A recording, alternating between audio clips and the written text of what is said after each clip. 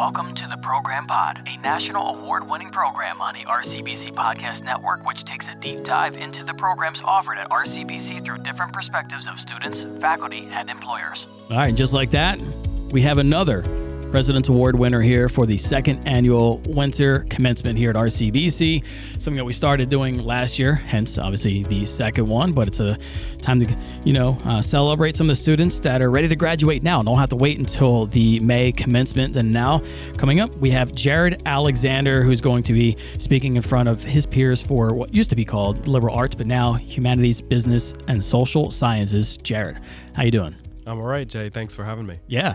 How you feeling? You ready to speak in front of your peers? Yeah, so the nerves are definitely up. I shouldn't have worn gray today because I'm sweating, but I'm looking forward to tomorrow. Been nervous for a while, but days finally come, and I even have winter classes, so I'm still in studies. Grinding right through. Yes. Yeah, they just started up too, right? Last week. Yesterday. Yeah, right. Yes. Yeah, you got a lot kind of going on, plus the holidays and there's all the other stuff that's kind of going on here. Obviously you have some of the, I think you're fine. Listening to your speech, you're crushing it. You're a nice motivational speaker. It sounds like, you got some practice runs in there, but once you get going, you can't even see the crowd. The hardest part, as we were just talking about it with, when Wilkins on the show here, is getting used to your voice bouncing around in the actual auditorium itself. Once you get adjusted to that, you'll crush it through. What actually made you choose that you wanted to, apply for the President's Award winner and go on to win it? So as some of the people here know, my father worked here at RCBC for 25 years. So as I was a kid, I knew that I wanted to go to community college. Wait, you're John's son? I am. Loved your dad. Yes. Yeah. So Jonathan Alexander. He taught me too. Oh yeah? Yeah, very way cool. Back. So yeah. It's an absolute pleasure meeting the people that had my father as a teacher. I know Bahagya, the health sciences speaker, said that she had him for English, the year before he passed away. But he did pass away this past April. So these last couple months have been, definitely troubling, but I've continued to push through. I do work full time in a restaurant. I'm a manager, so I manage a team of 15 people under me. That's definitely troubling at times, but studies throughout. I haven't taken a semester off in 2.5 years. Summer and winter, I've been taking classes consistently. So absolutely no breaks at all. But I did get an email early in the fall saying, you could apply to be the student speaker, and there was the honor that comes with it and the rehearsals and meeting all the administrators. And I was like, you know what? Someone like me is never going to get that opportunity, but I applied. So filled out the Google form. I was looking forward to it. I, drafted a speech, thinking that if the opportunity ever arose that, I would have something ready. And next thing I know, they responded to me saying that I was a finalist. So I was one of 2 people chosen for my liberal arts section. Humanities, Business, and Social Sciences. Yes, HBSS. I'm still working towards we all that are. as well. Yeah. But especially because my father was an English professor. The liberal arts phrase has been engraved in me. It's a weird switch over. But yeah, so I did apply. I got called in to be a finalist, and I have to say my nerves were 10 times more doing that interview with all the administrators than it will be tomorrow up on the stage, I'm assuming. Yeah, no, I imagine that, and that should be, the speech part should be a lot easier. You got through the hardest part, and that's words of encouragement for you too. So you did like the heavy lifting already. Yes, but I once I did that interview, I realized that this was actually something that I really wanted.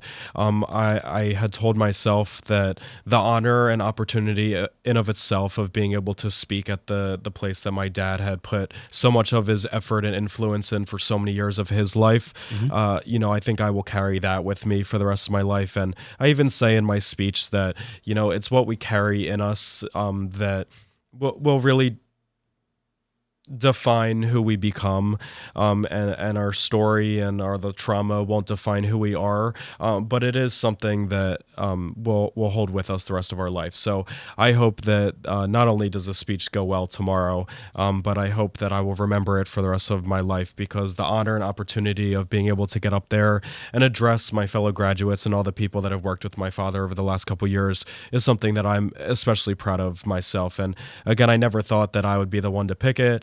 My GPA is not near perfect. I think I have like a 3.8 as well, but I'm super passionate about my criminal justice studies. I really enjoy it, and I've realized that staying motivated in class and having such awesome professors is really something to, keep me pushing. And this speech is something that I will remember the rest of my life. Why criminal justice?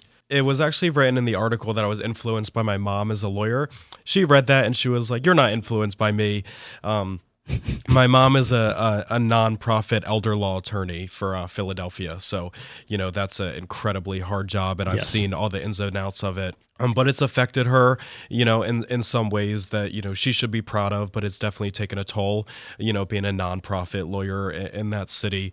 But it has influenced me. Being grown up, my parents were divorced when I was younger, so I lived with my single mom. And, I've seen the ins and outs and the long hours of the day and, how much of an impact she really made. But the thing is, she never was proud of herself. She was never happy that she made the changes in people's lives that she did. And that took a toll on me. So I tell her all the time that she's making a great impact, but her job is not easy, and they're going through a lot of changes, especially for such a large city like that. Yep. But it did definitely spark my interest and curiosity in the criminal justice field. She went to law school and tells me about it, and I do not want to go to law school, at least of right now. I hope that I can get a career started and then hopefully go back to school in my 20s if I choose to do so.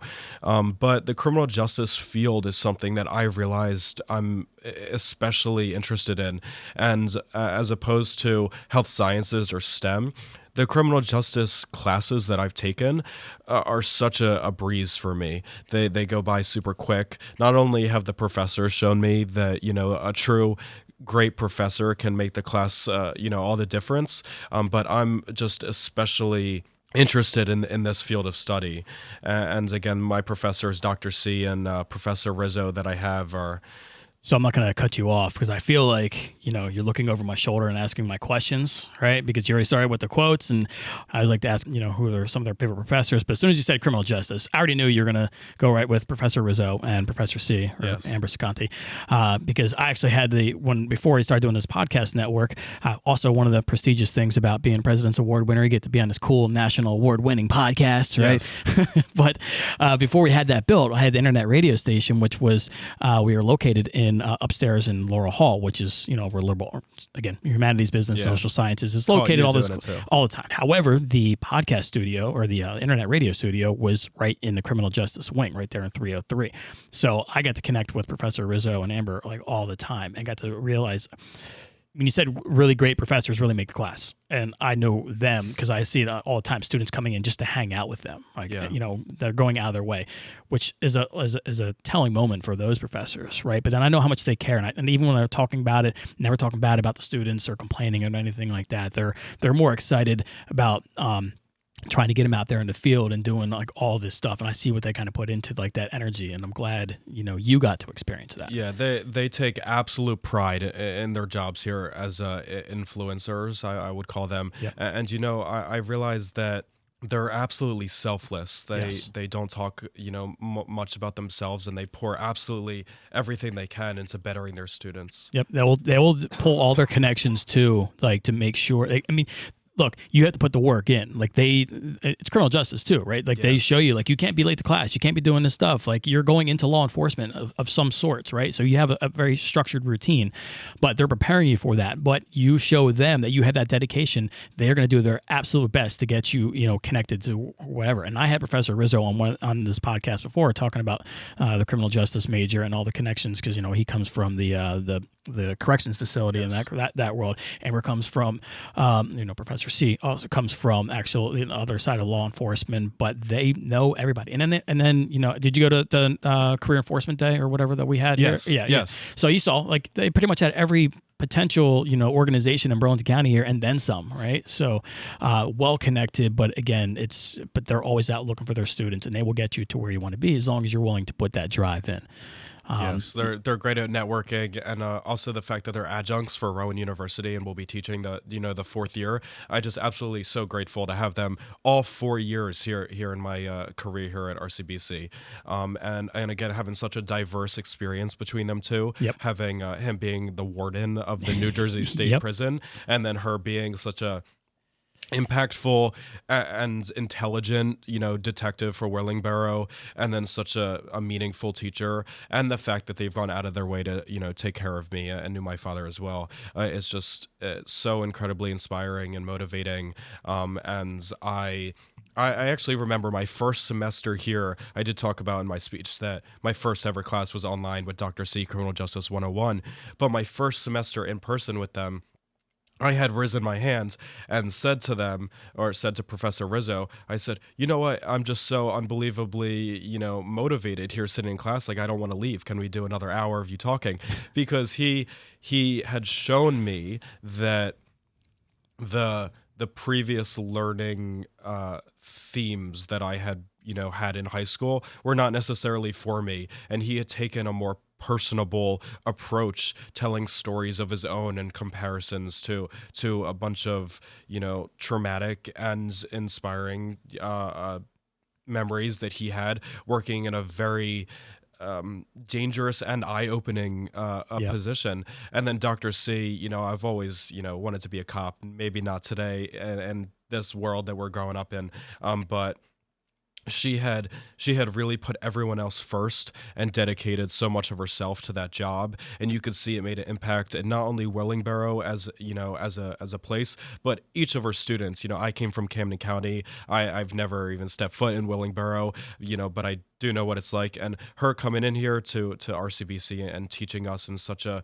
selfless and a gentle way, you would have never guessed that she's a police officer, but she has put so many people before her and changed her teaching style to over these years of influencing so many people to take that path, that it does make me think that I could do it if I wanted to, and I think that's what makes them such awesome professors. Yeah, I love it, and they got you to where you are today. Yes. And now now you're off to the next chapter, which again, my next question, which you already pretty much answered, going off the Rowan, right? So you're gonna be doing some of that stuff. So you said you didn't want to be a cop yet today. Do you have a specific part or path of criminal justice that you're honing in on? So a lot of people ask that. And again, my mom being a lawyer, everyone says right away, do you want to go to law school? And my answer to that is no. Right. Because right now I want to get out there. I want to get out in the field and, get a feel for it. Yeah. School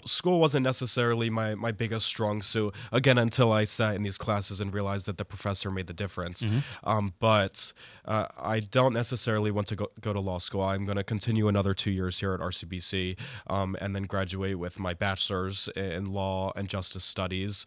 I am going to graduate with a certificate of undergraduate study in ethics and a minor in psychology. Yeah, you are busy. I am busy, yes.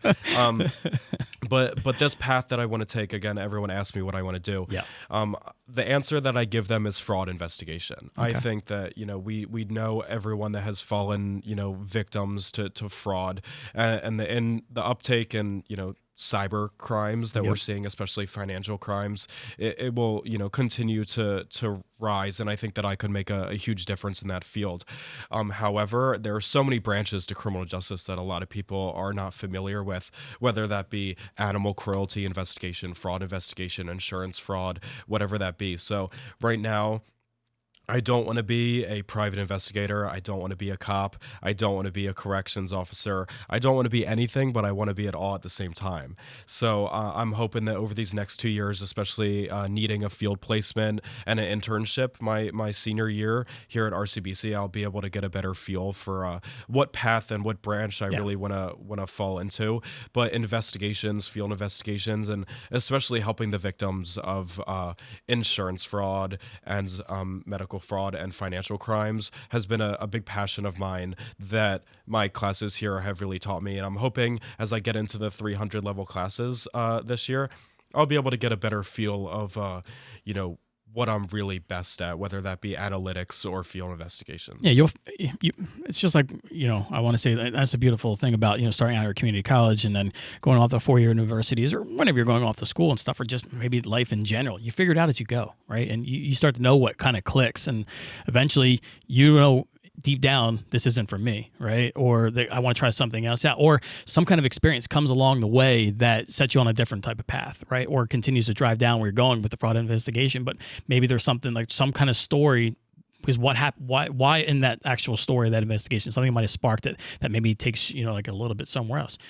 You just let it happen as it happens, right? But, part of it is getting that experience and stuff. But it's nice to see you already have like somewhat of that focus. You go out there and try it, and maybe that's you, maybe it's not. But, you don't have to always, everything be, this is what I'm going to do, and this is what I'm going to continue to set out to do, right? Just letting not nature take its course, for lack of a cliche. I've found a lot of upward mobility in the company that I'm in now, and that's shown me that the good company really, again, makes all the difference. Yes. And will spark a career. However, I had told myself for a while that I don't want to settle early, because I'm turning 20 in 2 months, and I have so much time that I want to use all of my 20s to really figure out what I'm best at and what I'm going to enjoy doing. Of course, I'm looking at the lucrative aspect of it too, and being financially stable. Absolutely. Especially in a job like this, because again, there's so many fields, and people are, say lawyers make a lot of money, but again, nonprofit lawyers and big city lawyers and people that make, I think, the truest difference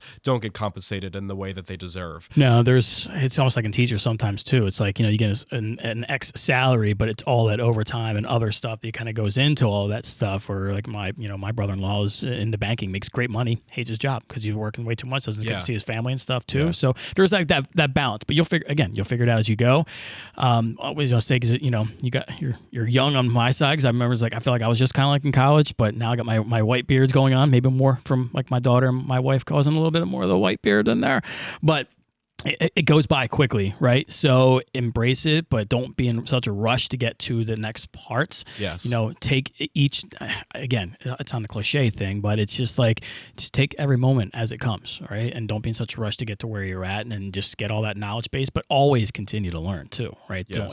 Don't, when you're at your 20s and you see that stuff, I'm always trying to, continue to learn. I mean, now mine's kind of shifted more towards, landscaping and gardening, other things outside of web, IT, and podcasting and stuff. But it's just because I don't know, I'm that A-type personality or whatever it is.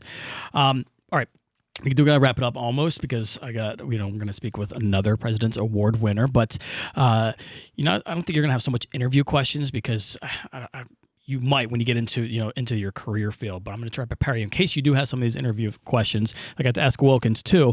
I'll kind of set it up in a different theme of sorts. So now you're some kind of fraud investigator or whatever. You're walking up to the crime scene and stuff. What does Mr. Alexander, when he walks up onto that crime scene, just to represent his aura? He's like, I'm here. I'm about to take you all down. That's a hard question. That's a hard question. You're putting me on the spot. Yeah. See, everyone always asks me what bands I'm into, and I say, you know what? I like the songs. I add them to my playlist, and I don't pay too much attention to it. The political answer. Yeah. I'm a huge Billy Joel fan. Okay. I love Billy Joel. I think The Entertainer is a great upbeat song, but maybe not the best for walking up to a crime scene. So I can't give you an answer for that, but we'll go over my playlist one day. I'll have to do a entering crime scene playlist for when I finally get there. Okay. Well, just think about it. It would be something cool. Have that little, I don't know, not Miami Vice kind of vibe going on. But all right, how about a little bit of a heavier question, something more serious. Okay. What is your theory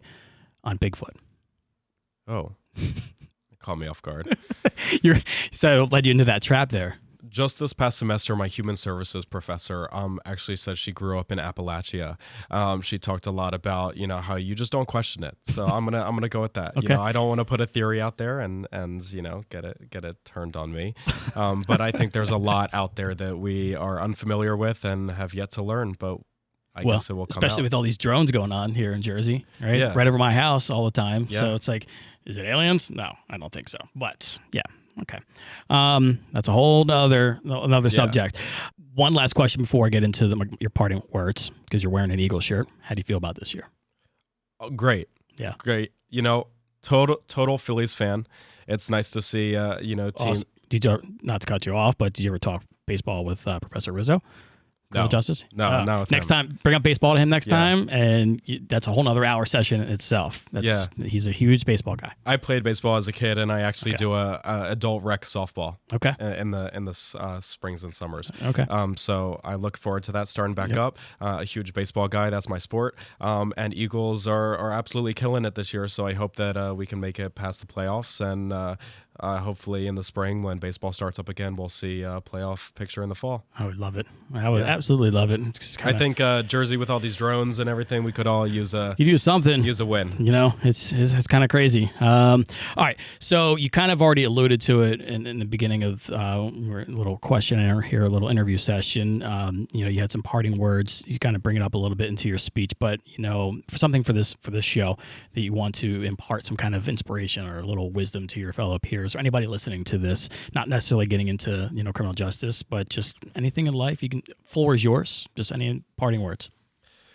So what I try to tell myself, especially being so young, is that there's a whole lot to be discovered out there, and if you don't give yourself the chance to get out there, then it won't be discovered. And I think that lack of fulfillment will haunt you more than you think. So what I tell myself is that the days are not easy, and again, this year has been very troublesome for me and my family, but I've continued pushing through it. My studies and my workload have not dwindled at all, so I've continued to put those people first. But I do hope that my whole 20s, my whole decade of being in my 20s, I have a lot to learn. I'm hoping, one, that I'll make it to my 30s, and two, that I'll be able to get a place for myself and hopefully me and my girlfriend, and settle down. And although I don't want to settle with a company, I am hoping that I'll be able to find the state and the country that I find most comfortable, because I think that New England is calling my name. Okay. And I am hoping that I'll be able to find a job that is fulfilling and impactful and rewarding.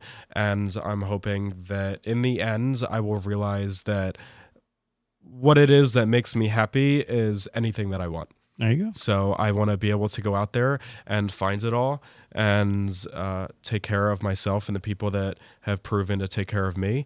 And in the end, what we've been through as a child will definitely hold with us the rest of our life. But your life is open to interpretation, and there's a lot out there that you have the power to change.